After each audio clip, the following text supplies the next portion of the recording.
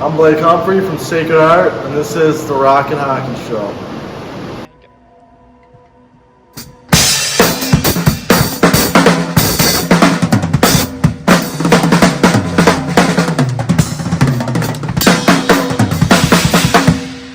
This is Jeff Tortora from Blue Man Group, Femmes of Rock, Count 77, Bang Tango. Tonight is BBC Elliott Waits for No One. This is the Rock and Hockey Show. This is hockey, the way it should be. Welcome to the Rock and Hockey Show. This is the Rock and Hockey Show. This is the Rock and Hockey Show. This is Rock and Hockey. Hey, this is BU Hockey, and you're watching the Rock and Hockey Show. This is the Rock and Hockey Show. This is the Rock and Hockey Show. This is Rock and Hockey.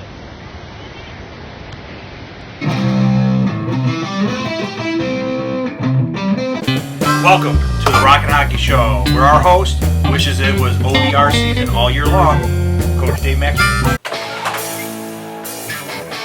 Hey, what's up, hockey and rock and roll fans? This is the Rock and Hockey Show.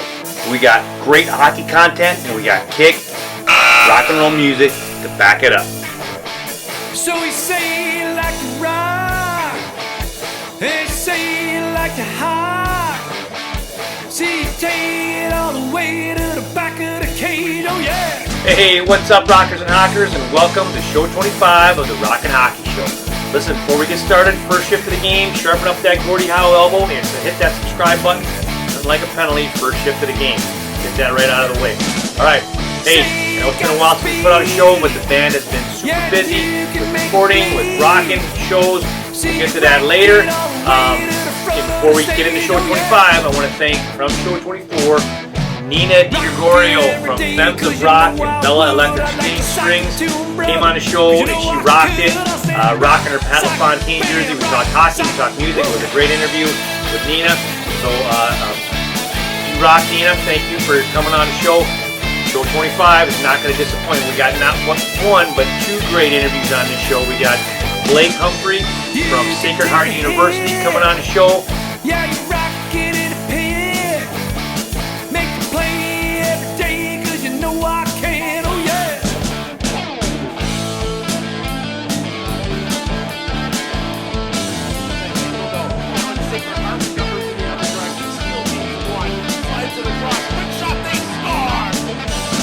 So you like to feel the heat.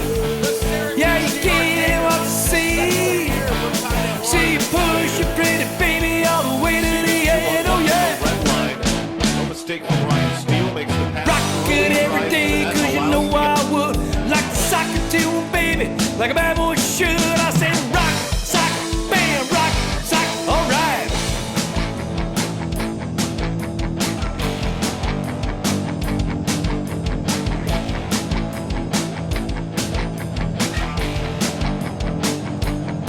I take a shot on the chin. Whatever. Actually, we shot the interview right at Sacred Heart in the locker room. Blake's also going to be in a skill development session working on shooting on the move. And for music, we got drummer extraordinaire Jeff Tortora from the Blue Man Group, from Femmes of Rock, from Bang Tango, and multiple other bands. Jeff did a great interview with us. We got some segments from Jeff rocking his drums throughout the course of the show. So. My name is Jeff Tortora. I'm one of the drummers in Las Vegas production of Blue Man Group.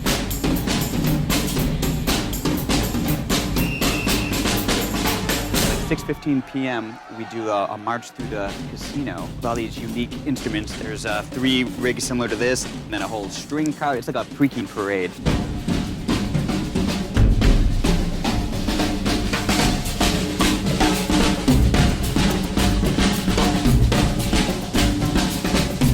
I'm gonna show you, we call it the P2 percussipede. Evolution Splash, Max Splash, and the infamous Chopper, which is one of my favorites.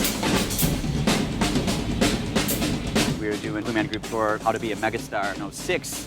We're talking with Mark Love about you have like the rhythm tech crashers to make that short, choppy sound. Mark made some prototypes for us. They were awesome, and he became a staple that anyone could buy.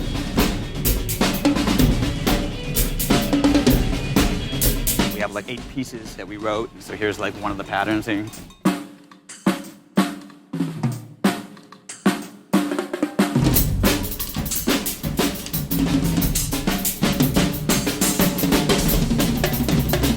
One of my favorite moments in the procession is when the drummers do a little a drum trade-off thing. We start off with a beat all together, then each of the 3 rigs do a little drum trade-off, and we intertwine with each other. It's pretty exciting.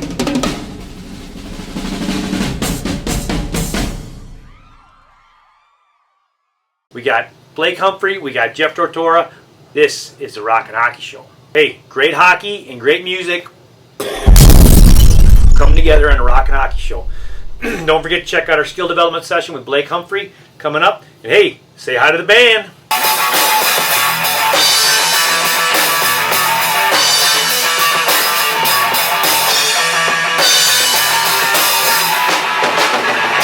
Don't forget, during the interviews, we got great hockey highlights for the Rockin' Hockey Show. Scoring, we got some bloopers.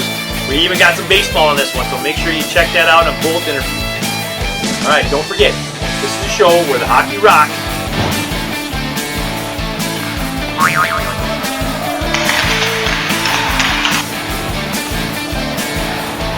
Music sucks. Take it away, Lower Stanley's brother.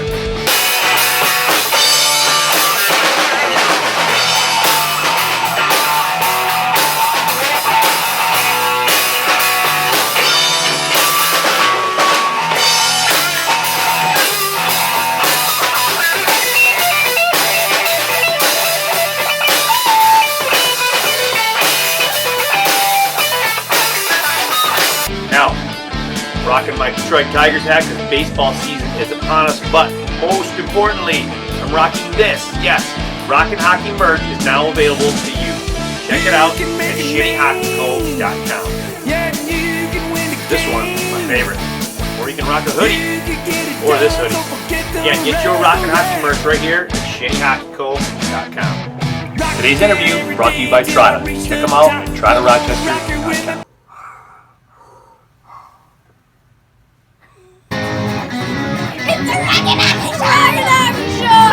Hey, what's up, rockers and hockers, and thanks for tuning into the Rockin' Hockey Show, and we are here in the Sacred Heart locker room.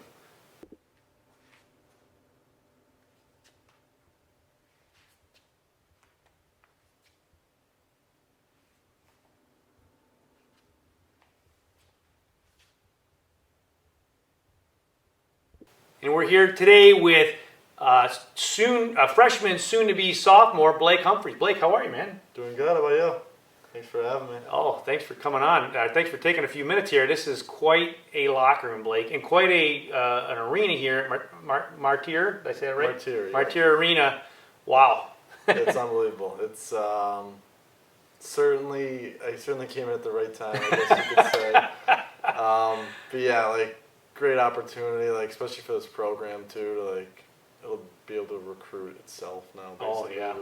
With all the amenities we have, and this amazing locker room, state-of-the-art gym, and everything you could ever ask for. It is. Your dad gave me a tour yesterday, and you guys, the university spared no expense. Everything that a hockey player could ever want, even at the NHL level, is they have here, and it's an amazing facility for the men's and women's hockey team. Not only just with their locker room, but all the amenities like Blake had mentioned with the, you got your own workout center, shooting center, training center, rooms for the staff, for the medical staff and doctors and trainers. It's just incredible. And the arena itself is all state of the art. And I believe, how many games did you play here? Like 5 or 6, I think, last year? Yes. So our first game was in January against BC. We ended up having... I watched that game on TV, yep. Yeah, that was a really good game. Unbelievable atmosphere, like sold out. It was so loud. And then we ended up having, like, I think 6 or 7 games here. Was it? Yep. And I tried to come down to watch you play, and we couldn't get tickets because it was sold out for all the rest of the home games. So even the players couldn't get tickets for anybody. So we ended up coming down. So maybe we'll come down again this year to get a chance to watch you play. Now, Blake, knowing you since you were a little kid, and coaching you and working with you since you were probably 6, I think. this has to be a good feeling for you to be here at Sacred Heart or just at this level of hockey in your hockey career. Do you find some satisfaction in your journey to get here? Yeah, obviously, like, growing up, everyone at some point realizes, like, your goal is, I want to play Division I hockey, and then obviously ultimately, like, further on down the road, like, I want to play professional hockey. So in a way, yeah, obviously, like, satisfied, really happy with where I am, but obviously want to keep getting better and kind of, jump off of, I had a pretty good freshman year and kind of keep that going into next year and be an even bigger part of the team next year when it comes to offensively. And so, yeah, I'm just super happy with where I am. I lucked out. I got a great coaching staff, a great group of guys here. So, well, with that said too, and when I said satisfied, certainly you can be proud of yourself, but you can never be content. And again, talking with your dad yesterday, to play at the Division I level is such a high level, and even when I was playing way back in the day, your job is never safe. It's never safe. Hockey's such a bigger sport than it was when I played, but even back then, your job is never safe. And with just the amount of young players coming in as freshmen, all from all over the world, it's a world sport. And then all the kids that are in the transfer portal that want to move colleges. I mean, you have to show up and play and prove yourself every day. And you had a good freshman year, and your sophomore year, you need to continue to build on that. And hey, we're going to take a break from the interview to check out these Rockin' Hockey highlight clips brought to you by our good friends at Howie's Hockey. Howie's, you guys rock. This first clip is not a highlight, but a blooper brought to you by Sydney Saracine.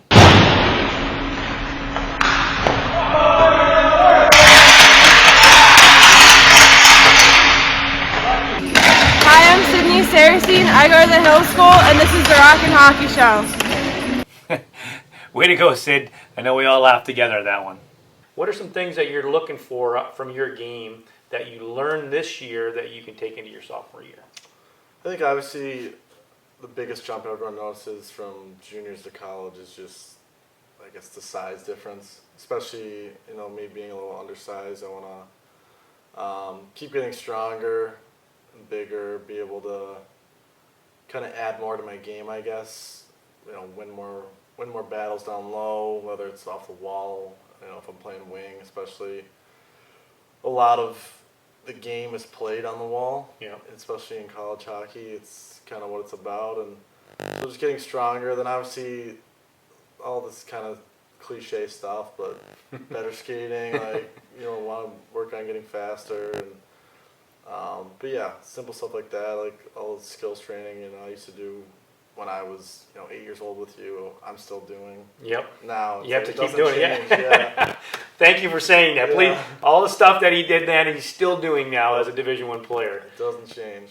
Do you find now that it's more important to pay attention to the little things as opposed to the big things? Like when you were younger, we worked on your skating, hundreds and hundreds of lessons. We worked on your shooting, hundreds and hundreds of lessons, day and day after day after day. Do you find that obviously that's still important, but there's more paying attention to the little details now? Like you said, winning your battles on the wall, getting pucks to the net, and that is very cliche, but it's easier said than done. Yeah, no, 100%. Like, I feel like, yes, with both ways, like, I feel like because I've been able to develop my skating a lot, that's what's made me into the player I am today. That's kind of, I guess, part of my identity as a player. It's like I'm good on my edges, and that helps me.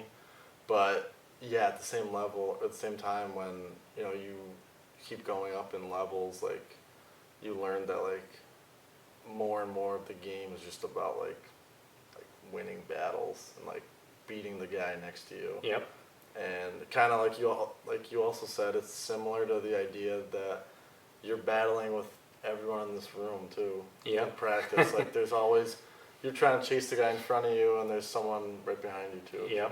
So. And just to add on to that, it's not only just winning your battles, but it's winning your battles for a reason, because what's coming next? Exactly. Like you're going to win that battle on the wall, Why? Either you're in your own end and you need to get the puck out, or you're in the other end, you need to win that battle and get the puck to a teammate or get it to the net. So, the details and the little things about playing at this level is, you're winning the battle for a reason, and what do you do next, and how do you approach that battle so that you can accomplish that of what is coming next. So the whole anticipation and planning ahead thing is more prominent now than it ever was, right? I guess, that's another big thing you notice is just like, not necessarily like the physical speed of the game, the mental speed of the game as you like progress up in hockey. It's just like you have to be able to think so fast, like know what you're doing a step or two ahead, because if you get the puck and then you're like, oh, what do I do now? It's like too late. Like you got no chance. Like so yeah, definitely like thinking ahead is huge, especially when it comes to like you win your battle. What are you doing next? Yeah. Right. Check out this next goal by Kelly Maxmew. Way to go, Kelly. Back to the interview.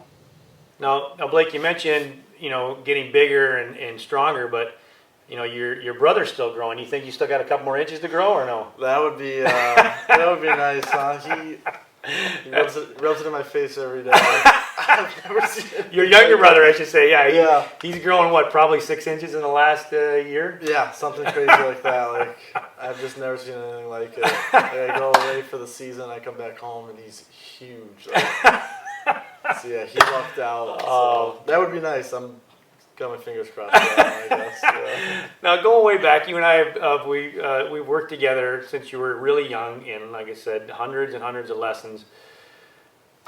All the skating work, obviously it paid off. If you had to do it again, would you do it? That much work, and would you do anything differently? Because you were at the rink 5 days a week, and you were probably taking lessons like 3 days a week. But then you'd get there early, you'd stay on late, and then the next day you didn't have a lesson, but you'd be there anyway, working in the rapid shot, in the shooting rooms. It was just nonstop with you. Would you do it again? And if you did, would you do anything differently? Yeah, I would do it again every time over. It's just like, especially at that age, like you're not even really thinking about like where I am now. I'm just like, I just loved to be there. Like I loved being at the rink and getting better every day, and I wouldn't change a thing. Like I feel like, especially now with how good these kids are, it's like if you want to have that upper edge, like you gotta love the game that much and wanna be at the rink all the time. Like you hear stories about Connor Bedard all the time. Yeah. He practically lived at the rink, and it's no reason or no coincidence that he's gonna be the first overall pick, and he's as good as he is. So. Well, putting your time in is certainly, it's certainly something you did. Now, one thing that I find unique about you, other than your skill level, but most of that came, in my opinion, from your not necessarily your dedication, but your intensity. You were a very intense little kid. Yep. As a young kid, I mean, it was if you got something wrong in a lesson, you were not happy, and you'd do it again until you got it right, and that certainly set you aside. And I coached you for one season, and it was you and Hunter were the two younger kids playing up, and your intensity level was like 4 levels beyond everybody else in the league. And do you think that was a major factor in your ability to continue playing and be a Division I player now? Yeah, I think like for sure, like you kind of build up that competitive edge to want to be the best, and that kind of drives you to want to work, as much as you do, and then also like you don't accept losing, like, or being average, right? Like you want to be the best every time you're out there, and then it starts to become like a habit. You become better and basically have repercussions for yourself every time. And making a mistake was not really an acceptable thing for you. Yeah. Even when you were 10 or 12 years old, making a mistake was not okay. Yeah. And there were times that you let everybody in the rink know that too. No, there was a lot of times I let everybody. I can't even count on 2 hands all the times the referees would skate over to the bench when I was coaching and say, "What number? Were you 81. 81. Yeah. What's wrong with 81? I'm going to give him a penalty if he says that one more time." I'm like, dude, he's not even yelling at anybody, he's yelling at himself. Let it go. Don't worry about it. He's swearing at himself. He's not swearing at you. He's not swearing at the other team. I swear they would skate over to me. I'm going to give 81 a penalty if he doesn't calm down. He's mad at himself, sir. And you'd be down in the end of the bench just stewing after, maybe you didn't make a good play or a turnover or you didn't get a good shot off. So, it was funny to us, but it was also a unique character attribute that you had at a young age. And obviously that was huge for you to get to where you're at today. Yeah. Here's a goal by Mason Maximiu.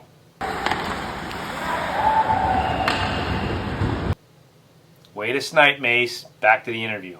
Do you still think, you mentioned skating, how important it is as a young kid that, we worked on it over and over and over and over, all those exercises of leg strength and balance and agility, and now it's one of your fortes, your strong suits, is your ability to stay on your skates and maneuver around in traffic and also have that jump. I know, when you were younger, you weren't particularly a quick skater, so we worked on your quickness over and over and over again, trying to get that good first step and all those jumping exercises. Yeah. But it's made a difference for you. It really has, right? I mean, 100%. And how important that is to get to a higher level, because I try to tell other players, they don't want to jump over the sticks. I'm like, look, you need to get more explosive. You need to get stronger, and it will pay dividends for you in the long run. So here's another goal by Mason Maximiu, getting dirty in front of the net and getting the job done.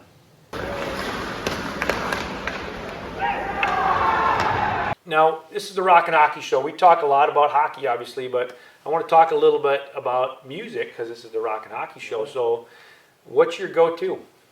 I love country music. Huge Morgan Wallen, Luke Combs fan. I like some rap music too. Not like hardcore rap, more like kind of like Kid Leroy, Machine Gun Kelly, that type of stuff. But I'll listen to just about anything that is good. So now, what happens in the locker? Who controls the music in the locker? Actually, the stall you're in right now, the kid. This one there. Yep, Hunter Stansberry. He controls the aux, and he has quite the array of music.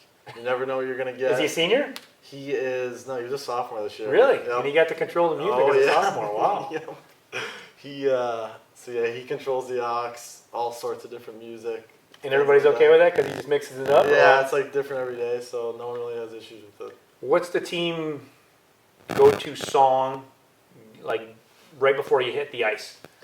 So there's a song that we play right before we hit the ice, like the rink plays it. It's like a mix. I don't even know like the name of it, but it's like a mix of a bunch of different songs.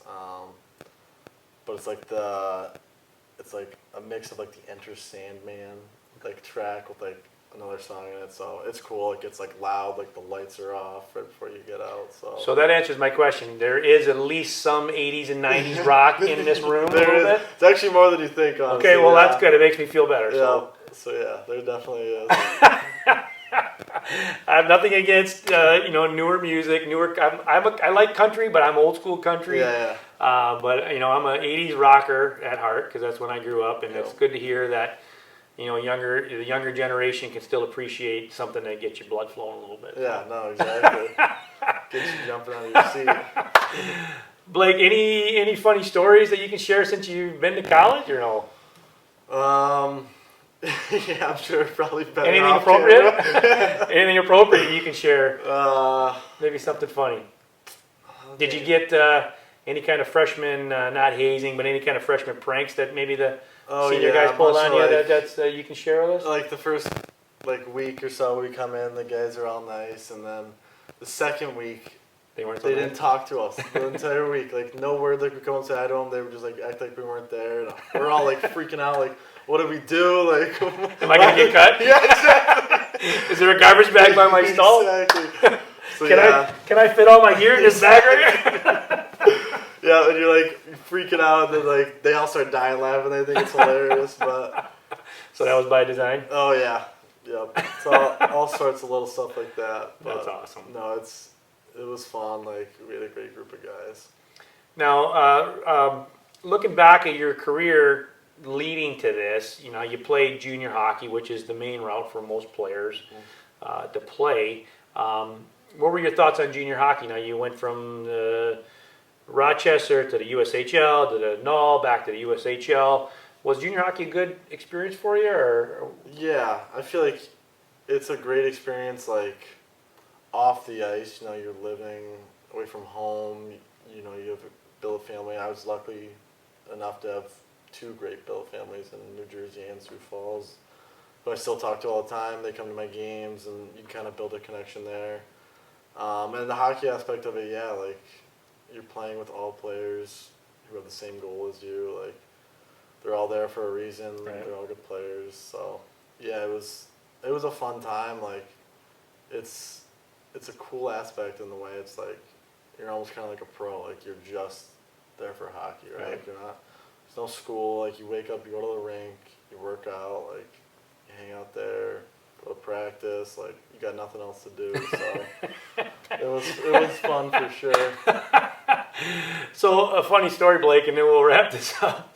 So last year, you and I played in a charity game together, and you know I didn't know Cole Bardreau. It was his charity, and he asked me to play in it, and I wasn't quite sure what to expect. I didn't really even know who was playing. Yeah. You know, so I show up in the locker room, and I see a lot of familiar faces, a lot of faces I don't know, and start thinking, So we get on the ice, and sure enough, I'm facing off against you, and then there's Hunter on the other side, Hunter McDonald, and you know a lot of ex-pro guys, a lot of college guys, and I get back in the locker room after the game, and I'm like, I started thinking, and I got my phone out, and I looked at, because Brian Giunta was there, and I looked up his age. I was 9 years older than Brian Giunta. He was the next closest guy to me. So then I knew how old you were, so I started doing the math. There were 8 guys that I was 32 years older than playing in that game. That was the difference between in that charity game. I'm like, wow, I'm 32 years older than this guy I'm facing off against right now. And then there's Hunter trying to kill me on the other side, and Woody. I think at any point during the game, I had to watch out for Hunter or Woody. Hunter's 6'4", I think Woody's like 6'5", and I'm like, oh my god, there's a good chance I could die before this game's over. But it was a fun game nevertheless. It was awesome. So listen, thank you so much for taking time here, and congratulations, a well-deserved honor for you, and I wish you the best of luck. Awesome, thanks. Thanks for watching the Rockin' Hockey Show. I'm Jeff Tortora, and this is the Rockin' Hockey Show. This skill development session brought to you by our good friends at Pirani's Hockey World.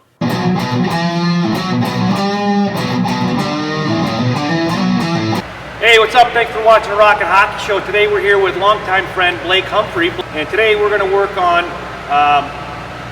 shooting. Now, I've been doing lessons with Blake since he was about 6 years old, and aside from a lot of skating work, we've also done a lot of shooting. Blake wanted to be a better scorer, so we've been working on a quick release shot since he was probably about 8 years old, and now he's perfected it pretty well. And it's a snapshot, what I call the Messier shot, made famous by longtime NHL great Mark Messier, who, in my opinion, epitomized the shot. But it's a snapshot that you take on the move in the scoring area, and it's a very quick release shot. So today Blake is going to demonstrate this shot for us. Notice this is a very quick release shot with little to no backswing at all.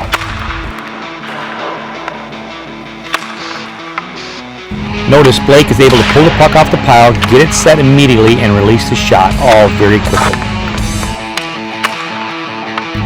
Notice Blake's energy pattern. His upper body is coming down through the stick and onto the net. Notice Blake's outside leg drives to the inside leg, creating energy towards the net, while his upper body comes down through the stick, and he finishes with a good hard snap and a quality follow-through right towards the net.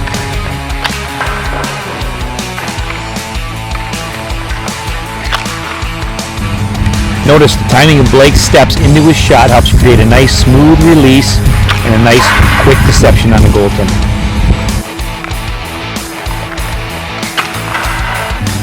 Lastly, this is a shot you take when you're going directly at the net. Doesn't matter from what angle. Notice Blake's inside foot is always pointing directly at the net when he takes his shot.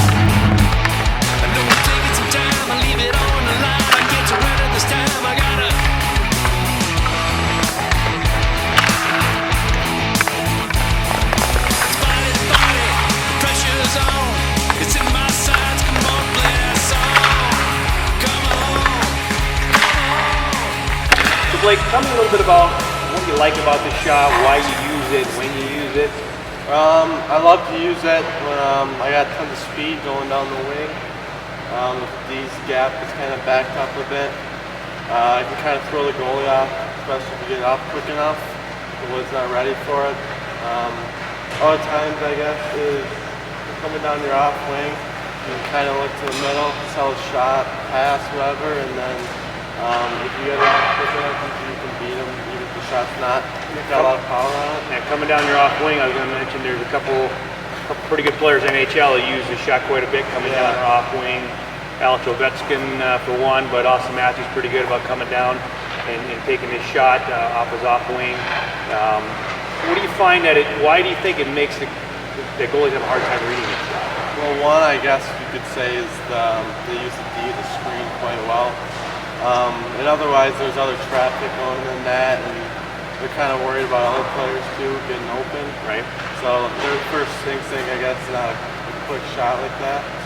But they can definitely throw them off, and you can score a lot of goals in them. And if you can disguise the timing of your release within your crossovers, very difficult for goaltenders to read. For sure. Awesome. Thanks for watching Rock and Hockey Show. Today's interview brought to you by Trotta. Check them out at trottarochester.com. Hey, what's up, rockers and hockers, and welcome to the Rock and Hockey Show. And man, we have another great guest. 2 shows in a row, we have an awesome musical guest on our show from the Blue Man Group, from Femmes of Rock, and numerous other bands. We got Jeff Tortora. Jeff, how are you, man? Hi, Dave. I'm great. Thanks for having me. Well, short awesome. notice. Yeah, it was very short notice. I really appreciate you coming in. And, Nina recommended you, and I looked at your resume. I'm like, holy smokes, this guy has been everywhere and done just about everything in music. And we'll get back to that in just a minute. But probably most important, actually, before I go to what's important, Femmes of Rock. They're coming next week to Rochester and Buffalo. June 23rd in Canandaigua, New York, and June 24th in Buffalo. So make sure you check them out, femmesofrock.com if you want to get tickets. Mm-hmm. Jeff, will you be at either of those shows? I will be at both shows. You will? Some drums. Yeah, yeah. I am looking forward to it. I'm trying desperately to make it to the Friday show in Canandaigua. My son's graduating from high school, so I'm juggling things around to try and make the show, but I'm hoping to make it. But I wanted to make sure we promoted that before I forgot. The Stanley Cup is in Vegas right now, somewhere in Vegas. I'm sure people are drinking lots of crazy liquids out of it. Did you watch any of the games? Have you had a chance to drink out of the cup yet? I haven't had a chance to drink out of the cup, but actually, it's funny because I played Blue Man last night, and they had these jets go. So before we were going in to do the show, me and one of the Blue Man Al just stood outside, and while the jets came across, they were flying across the stadium. Awesome. So we quick watched that, then quick went to sound check, and then I did. During our break of the show, like when we were talking about it, so I was playing, and then we had the TV on though, so you could see the action like on breaks between the show. So you didn't go out to any clubs last night and find a Stanley Cup sitting there or anything? No, I had to go home and work on music, so I didn't go. But I can imagine. I had some friends that I think were there. So I think it's going to work its way through Vegas for a couple more days yet. So you might still bump into it in some random place. You never know. I know, especially out here. Now, Jeff, you're from Syracuse, New York. Are you a hockey fan at all? Are you a Buffalo Sabres fan? Have you ever played hockey? As I said, I don't follow sports much. Sorry to say, I do enjoy sports. Like this, there's a tooth here that's actually chipped that I had to get capped when I was a kid. My brother Jim and I were playing just in the driveway in Syracuse, and it rose up and hit me in the mouth, so it chipped my tooth. So that's a good hockey injury. So that's and I just actually became a friend of mine. We were in a band together. The singer in the band, Mike Mangiello, he was actually like the senior vice president of global relations for the Golden Knights. Oh, really? that was his gig. He's like, anytime you want to come to a game, let me know. And then same with my other friend George. He plays like the Black Eyed Peas in this band Cairo Night Fight. He's like, would call me like, I got tickets. But I was always like, I'm playing tonight. And now Mike's actually with the LA Dodgers. So, wow. But awesome. So he's but so I still haven't even been to a game, unfortunately. And I have like the thing like, let me know when you want to come. I'm like, last night would have been great. but I don't know, that might have been a tough one. I got a lot of friends in the business in general that are huge fans, and like, we're so excited while we were a lot of people at Blue Man are big fans, and of course many other people. But I just don't, I like playing. I used to play baseball, street football. I was on baseball teams and did pretty well in basketball and all that. And so I enjoy it. And then I just stopped following. I'm like, oh man, I don't need anything else to obsess over, because music really takes up a lot of brain power. And I just never really got fully into it and following stuff. Well, looking at your resume and some of the things you do, I'm surprised. Well, I'm not surprised that you don't have time to take in sporting events, because you seem like a pretty busy guy. But we'll get back to that in a minute.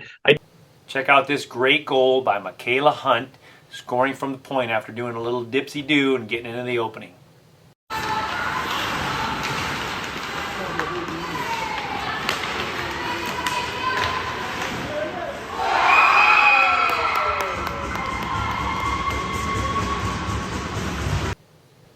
Way to go, Michaela. Great job. Back to the interview. Were you classically trained? You were playing in a symphony at 8 years old. Did I read that correctly? Well, it was just like a one-off gig. Like it was the Pied Piper Fantasy, like a 20-minute piece in the Syracuse Symphony. And I was like a, audition kind of thing. And I got it to be like walk with like a little outfit on and play the snare drum during the piece. Awesome. So it was at like one of the theaters in Syracuse. Yeah. So I got to do that. Yeah, I took lessons from probably second grade. I started studying, and I was playing even a little before that. My brother Jim plays, so we'd play at home and all the time. But I started studying second grade up until 1 year of college, and then I stopped going to college. And so I took private drum lessons, and I did all the band stuff, concert band and jazz band, and did the competition like all county and all state. Right. And so that's, mainly on drums, but then I've been messing with guitar my whole life, and then singing as well. And then just playing in bands. Well, because I asked Nina this question. I find it interesting because, me being a hockey guy, and I talk about this all the time, between natural developers and people that are trained. Like in hockey, well, any sport now, kids get trained from an early age. That's what I do for a living. I train kids how to skate, how to shoot, how to pass. What are your thoughts on musicians, the nature versus nurture? Like Nina was classically trained from 6 years old. She's got her master's degree in music performance, and you studied music and took drum lessons till you're almost in college. What are your thoughts on the nature versus nurture of musicians, and kind of how that falls into place? Like some people don't study at all; they're just gifted. Right. They're just gifted, as opposed to people that really put a lifetime into it. That's a great question. And actually, I'd give it back to you, because I'm curious what you think on your end on that aspect. I think there's maybe a happy medium. I mean, it depends on the person, I think. I'm glad maybe I didn't need all them years, because just a lot of time, I'm glad I did. My parents, everyone was very supportive, great teachers, and I'm glad I did study a bit. But then I realized a lot of times I was kind of like, ooh, I got my lesson tomorrow. And it'd be like the day before. And luckily I could pick up things quick, so I'd get away with it. But a lot of it was getting away with it. I practiced a bit and like would kind of, work on stuff, but not as much as I should have. Right. And then how my brain works, so I was very scattered, and my attention and okay, just stop and focus, as my dad always says. But I'm glad I did do it, and it definitely helped. And I think in playing different genres of music and styles, even though I think everyone's going to have their thing that just speaks to them, but I think I have a lot of natural talent that came out that just like maybe my personality, that definitely there's a huge part of it is that, right, versus the technique and the studying. So it's just like with reading music, or like a lot of classical players can read like crazy right off the bat and play a whole show, and then a lot of jazz musicians can solo like crazy, and like the classical people can, or vice versa. The jazz people can't read. So I think if you have the best of both worlds, like you don't overanalyze certain things, depending, like let your natural instincts or creativeness just run amok like wild, because that's how interesting stuff could happen. If maybe you're too focused, like, nope, that doesn't sound correctly, this is not how it's supposed to be played, then maybe it could be limiting. I'm just saying, I think the best of both worlds is good. Like, you have this natural ability, like, but some knowledge and training is also obviously very helpful. That's probably my answer too in hockey. I think you do have maybe the 3 to 5% of players that are just naturally gifted. The rest of the 97% of us have to work at it. But I think with any outside help you can get, like from me, from a professional instructor, to work on your skating at an early age, to work on your shooting, I think I agree.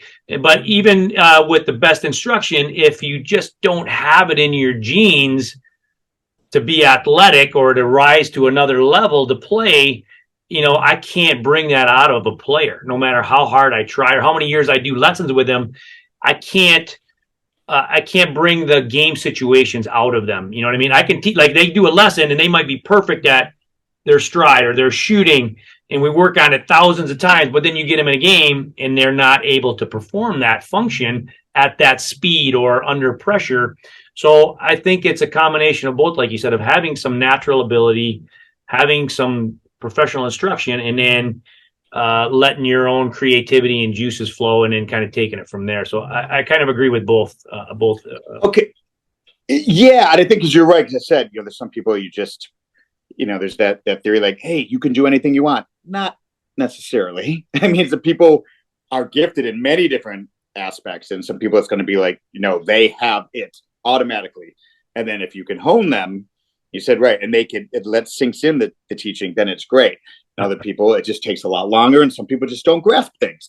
But like sports too, when I used to play, it's like I was kind of naturally pretty good. It was not amazing, but I was pretty decent. But still, I'm sure my technique, like in baseball, it's like, why am I never hitting the thing over the fence? It just would never go that far. Probably because my technique wasn't the best. But I did take instruction as well, to learn in that, and then you just have your natural ability. Or I would say I'd play with my brother or my father or something. So you have I think if you are into learning, it's definitely huge. It's a pick, but a lot of people, like, I just want to do it. And then you just, you don't take the time. But if you're, but then a lot of people love to learning, teach me. And if you could connect with a teacher, say like you're teaching, I'm sure you have experiences where it's rewarding for yourself. I mean, I've taught a little bit too. I don't think that's my expertise necessarily, teaching, but then I realized it doesn't have to be a form. It doesn't have to be like, this is the way, here, write out all this music, play like this. You just show somebody what you have, help, and then, people can learn. Like, I'm sure if someone, watched you do, in hockey and stuff like that, they're going to, like, even if you're not explaining every detail, they're going to pick something up from it. And then of course, if you do explain it and they have, you have the capability to pick it up, that's the best. Agreed. So listen, we're going to go back in time a little bit. United Booty Foundation. Yeah, that's what I said. I used to come and watch you guys when I moved to Rochester in like 95, maybe. I can't remember, something like that. Oh, okay. So just in time. And I've been to probably at least 5, 6, 7 of your shows. Now, were you singing or playing the drums? That I was mostly drumming. But then I would go out front and do the rock stuff, like Rage Against the Machine or Marilyn Manson. So I would, 80% of the time, if I was behind the kit, a name in that band is Brother Starsky. And then I would go out front and sing a couple songs. And we just did a reunion in Syracuse a month ago. Did you really? Now, was the singer's name JJ or something, wasn't it? JT. JG. JT. Like John, GT, yes. Yeah, like John Travolta or Jack Tripper in the 70s. John Peluso. Yeah, we talk all the time. Yes. I gotta tell you though, I remember back in the days, and I remember saying to my gang that we'd go watch, I'm like, man, what a great gig these guys have, because people would just go bananas over your shows. There would be just thousands of people packed in this thing listening to you guys, hammer out the disco songs and Casey and the Sunshine Band and all those great songs. And people are just going nuts and having a great time. Like, man, what a great gig. I would love to be in that band. I mean, it was granted, right? We're just doing covers. We made it more of a show. But people, it was such a thing then. It was, you said you were there. It was packed and the energy was so high. I mean, I got to admit, it was great. It was a blast. It absolutely, it lasted a decent amount. It was amazing to do that. It was super fun. People were, so the last to do it again when we did it, and we're going to play in October again at Sharky's, this place in Syracuse. We just did it at, and there was like 700-800 people showed up. That's so awesome.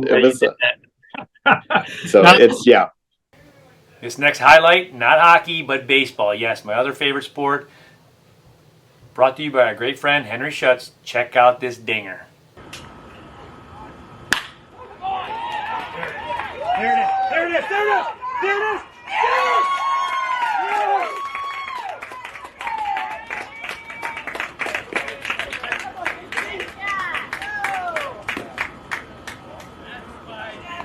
That's it, boy. That's it. Way to go, boy. Way to go. Nice hit, Henry. Keep it going, buddy. Now, back to the interview. So let's talk a little bit about the Blue Man Group, and that's your current gig, and you've been doing that for a long time. Is that kind of your main gig, and then you branch off from there, or? Yeah, like Blue Man, I actually was playing with the United Booty Foundation at a place called Stylene's in '99 on Thanksgiving in Syracuse, and that's where one of the casting agents saw me play and said I should audition. And I was like, what's that? And it was before the Vegas show was going to open. It was already in Boston, New York, and Chicago. CD was coming out the following week. It was like on the Tonight Show the following week. And long story short, I auditioned in New York City and moved out to Vegas in March of 2000. I've been 23 years doing the Blue Man show. And then I've gotten to done some TV shows, some CDs, and did like 7 tours, or like 7 years worth of tours, 6 or 7 years. We did a world tour, a few years of that, and a rock concert arena tour, playing in like hockey arenas across the US. So, South America to Saudi Arabia to New Zealand, South Africa, China. It was everywhere. It was pretty. You're not one of the blue guys, but you're in the background, right? Right. We're in these lofts. So like we're on the stage, we're in these lofts above the stage, and we're like these 2-dimensional looking costumes in black light. So the black light comes on, we appear. Right. And so that's been my main gig. But I also do Count 77 now, which is I don't know if you ever seen the show Counting Cars on the History Channel. The car that Danny Coker, it's his show, and he's the singer. And so we just did the M3 festival in Baltimore like a few months back, and I do a Bam Bang Tango, which was signed back in the late 80s or 90s. I think we're doing the Monsters of Rock cruise next year. And then Tinnitus band I sing in, we're playing Friday. Femmes of Rock. Elliot Waits for No One and BBC are original music I work on. And then like another, 4 or 5, 6, 7 other projects. Did some acting too, so I got a couple horror movies. Yeah, I was going to bring it up. I mean, how did the acting on there? Was that by chance, or is that something you were looking for? Well, it was by chance, but I was totally into it, and wanted to start to pursue more. Yeah, there's this thing called Monday's Dark in Vegas where they raise $10,000 every other Monday for a local charity, and so I was singing Metallica Enter Sandman one night, and in the middle of it, it goes, "Now I lay me down to sleep," and I put this leather mask on. It kind of looked creepy, right? And then a friend introduced me to the director Gary Arona and his wife Tabitha, and I was chatting with him. And they, he does movies and TV and documentaries, and he's like, "We're doing a horror movie now, and you'd be perfect for this role." I'm like, "I'll send you the script, and you can think about it." I'm like, "All right." So Awesome. I'm like, yeah, I'm in. So we did it. It's like on Amazon, all that stuff. So, and then I did another one, and then I'm going to start to work on some short films and stuff. So it's one of the things, just happened to be there. Like, we have a movie for you. Okay, cool. That's awesome. So, relating music to hockey, I find this interesting, and like I said, I've only been playing in a band for a couple of years now, but you would have a much better handle on this one. But I love when a band comes together. Like when everybody's in tune, everybody's in sync, if timing is good, and you finish a song, and you're like, wow, that was awesome. It's kind of like playing hockey where everybody has to rely on each other. It's a team game. Everybody's got to have each other's back. I find a lot of similarities with hockey and playing in a band, and that part to me is very rewarding. That, like, when we're jamming and all of a sudden we finish a song or we finish a night, and the practice was just amazing. It's like, wow, that was awesome. It's kind of like winning a tournament or something, very, very rewarding. Yeah, because you might have everyone pay attention to the lead singer or someone's doing a solo, whatever it may be. But the bottom line is it's the unit as a whole, and it absolutely is. And you guys know when it's good, and it's kind of a tough to beat that feeling, Yep. And that becomes a thing, either spoken amongst each other or even unspoken, that it just has this thing. And that's it's not just like, oh, that's the star of the band or whatever you want to say. It's the whole thing. Yep. And it just creates this thing. Yeah, very very neat for me to experience that away from hockey. Like I said, with hockey, I've been having that my whole life, but to do it with a band now, it's very rewarding.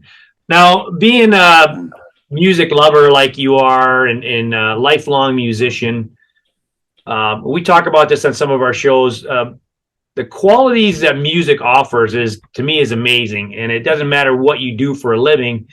Music is something that brings people together.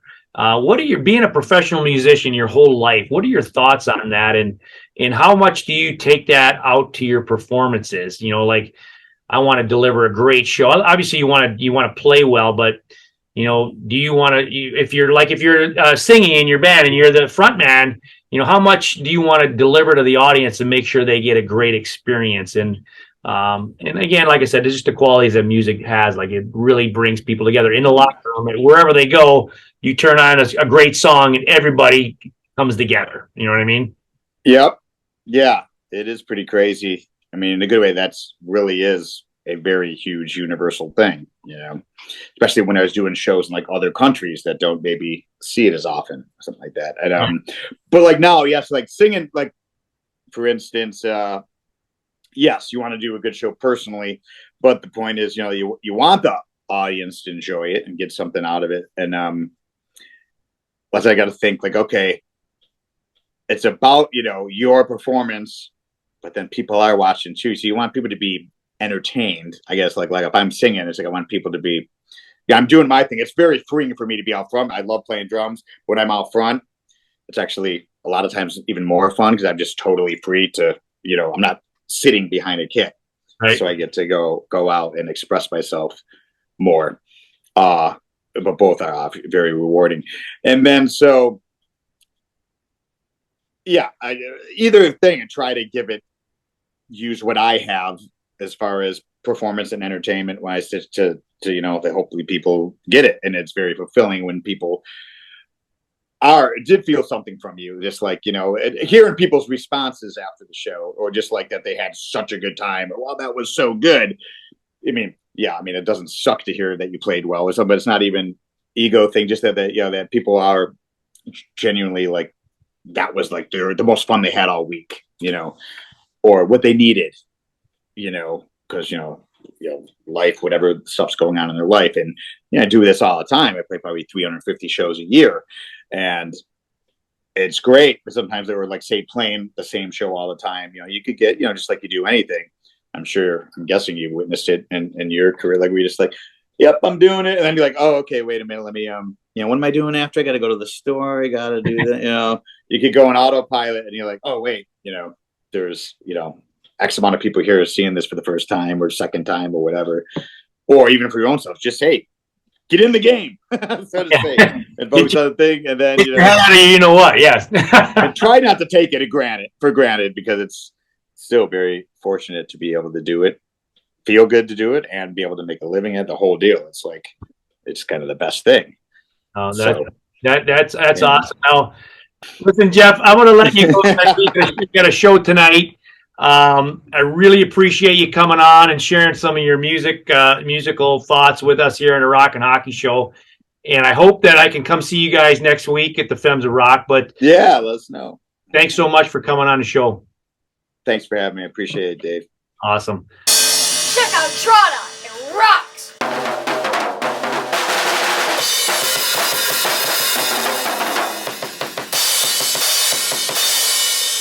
This is the Rock and Hockey Show. Hey, a little hockey from home, cross training.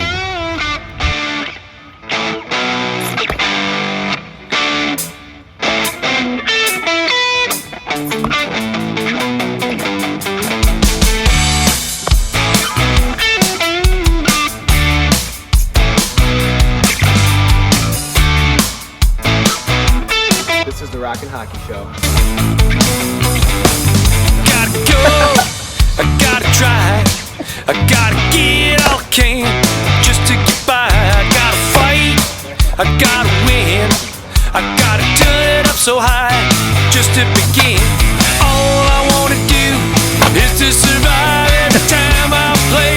Never feel like I'm alive. Do it like I mean it, do it like I care. You gotta do it like you mean it. Do it, brother, like you want.